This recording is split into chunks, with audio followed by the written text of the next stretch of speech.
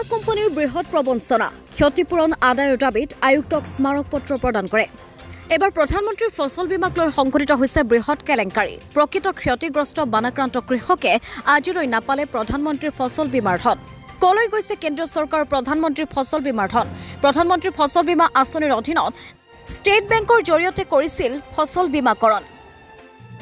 বানে ধোৱা প্ৰতি হেক্টৰ ধান খেতিৰ বাবে কৃষকে বীমাৰ ধন পাব লাগে প্ৰায় ৭০,০০০ টকা। পিছে বানাক্ৰান্ত কৃষকে নাপালে এটকাও টকা। এবাৰ প্ৰধানমন্ত্ৰী ফচল বীমাকৰণ আঁচনিৰ নামত সংঘটিত হৈছে কেলেংকাৰী। বানাক্ৰান্ত কৃষকক প্ৰবঞ্চনা। বিগত এবছৰে বানে ধোৱা সৰ্থেবাৰীৰ কৃষকে নাপালে বীমাৰ ধন। অৰ্থনীতি আৰু পৰিসংখ্যা বিভাগৰ দুৰ্নীতি। ভাৰতীয় ষ্টেট বেংকৰ বীমা শাখাৰ প্ৰবঞ্চনাত ক্ষোভিত কৃষক। জিলা আয়ুক্তক তদন্ত বিচাৰি আবেদন। কঠোৰ শ্ৰম কৰি কপালৰ ঘাম মাটিত পেলাই শস্য উৎপাদন কৰা কৃষক প্ৰবঞ্চনা। ভাৰতীয় ষ্টেট বেংকৰ বীমা শাখাৰ প্ৰধানমন্ত্ৰী ফচল বীমাকৰণ আঁচনিৰ নামত সংঘটিত হৈছে কেলেংকাৰী। এই অভিযোগ ভুক্তভোগী কৃষকৰ। উল্লেখযোগ্য যে বানে গৰকা সৰ্থেবাৰী অঞ্চলৰ কালাতলি, বটিয়া, কাজকুৰি, পথাৰ, বৰগুমৰা আদি গাঁৱৰ শ শ কৃষকে বিগত বৰ্ষত শালি খেতিৰ বাবে প্ৰধানমন্ত্ৰী ফচল বীমাকৰণৰ অধীনত নিৰ্দিষ্ট মাচুল আদায় দি ধান খেতিৰ বীমা কৰিছিল। পিছে বিগত বৰ্ষত হোৱা তিনিটাকৈ বানে শালি খেতিত ধুই নিয়াৰ পিছত আজিলৈ এই অঞ্চলৰ কৃষকে নাপালে বীমাৰ ধন।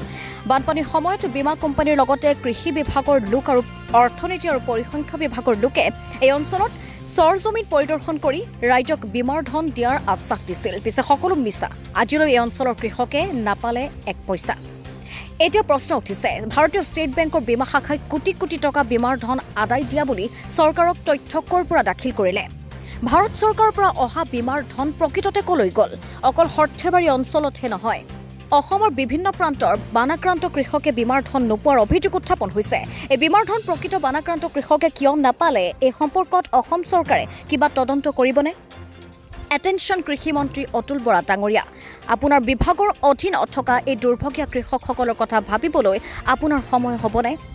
এই দুৰ্ভগীয়া কৃষকসকলে কেতিয়া পাব ন্যায়? তাকে লৈ এতিয়া প্ৰতিজনৰ মনত সৃষ্টি হৈছে বহু প্ৰশ্নৰ। আপুনিও খেতিৰ ইঞ্চুৰেঞ্চ কৰিছিলে? এতিয়ালৈকে ক'ত কেনেধৰণে ক্লেইম কৰিছিলে? পকাৰ কাজকুৰি গাঁৱৰ মই খেতিৰ যোৱা বাৰিষা আমি শালি খেতিৰ সময়ত ইঞ্চুৰেঞ্চ কৰিছিলোঁ, কিন্তু এতিয়ালৈকে আমি একো পোৱা নাই। আমি বেহৰৰ খেতিটো কৰিছিলোঁ, আলুৰ খেতিটো কৰিছিলোঁ, কিন্তু সেইটো আমাক নালাগে, কাৰণ সেইটোত আমি অলপ হ'লেও পাইছোঁ, গোটেই নাপালেও। খেতি আমাৰ সিমান বেয়া হোৱা নাই, কিন্তু ধানৰ খেতিত একদম আমাৰ কমপ্লিট নোহোৱা হৈ গৈছে। য'ত নেকি মানে ধানৰ ওপৰত মানুহে হাত ফুৰিব লগা হৈছে। সেনেকুৱা আৰু ডিঅ' ছাৰে সেই সময়ত চাইও গৈছে, আমাৰ তাকে আহিছিলোঁ, আহি ক্লেইম কৰা গেলাখান গোটেই হ'ব বুলি কৈছিল, কিন্তু এতিয়ালৈকে আমি একো পোৱা নাই। ইঞ্চুৰেঞ্চ কোম্পানীৰ মানুহ আহিছিল, তেখেতসকলে ৰিপৰ্ট খেতি থকা বুলি দিছে নেকি? ৰিপৰ্ট এতিয়া কি বুলি দিছে সেইটো আমি নাজানো, কিন্তু বেলেগ য'ত যিবিলাক জেগাত তাৰমানে খেতি হৈছে তেওঁলোকে তাতে ইঞ্চুৰেঞ্চৰ ক্লেইম পাইছে, কিন্তু আমি য'ত ডুবি আছো সেইখিনি পোৱা নাই। ইয়াত কি সন্দেহ কৰে যিবিলাক এইটো এটা বৃহৎ কেলেংকাৰী হৈছে? ইঞ্চুৰেঞ্চৰ নামত এটা বৃহৎ কেলেংকাৰী হ'ব বুলি আমি ভাবোঁ।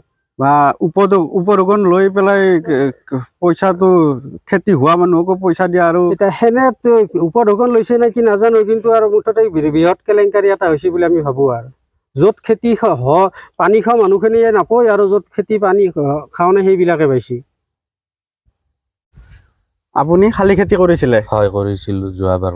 কিমান বিঘাৰ ইঞ্চুৰেঞ্চ কৰিছিলে? আমি 7.5 বিঘা মান।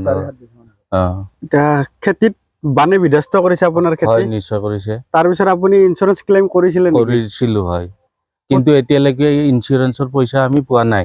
আৰু আমি যিবিলাক কৰিছিলোঁ এইবিলাক একো হয়তো কামতো নাই, কিন্তু আমি বেহৰৰ খেতিৰো ইঞ্চুৰেঞ্চ কৰিছিলোঁ, সেইবিলাকো আমি পোৱা নাই। সেইবিলাকত আমাক নালাগে, কাৰণ আমাৰ কিছু হ'লেও হৈছে, কিন্তু ধান খেতি পূৰা নষ্ট হৈছে, গতিকে আমি ক্ষতিপূৰণটো বিচাৰিছোঁ, যিহেতু ইঞ্চুৰেঞ্চ কৰিছোঁ।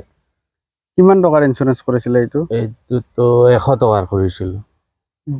প্ৰত্যেক বিঘা পাৰ হেক্টৰ 100 টকা? পাৰ হেক্টৰ 100 টকা।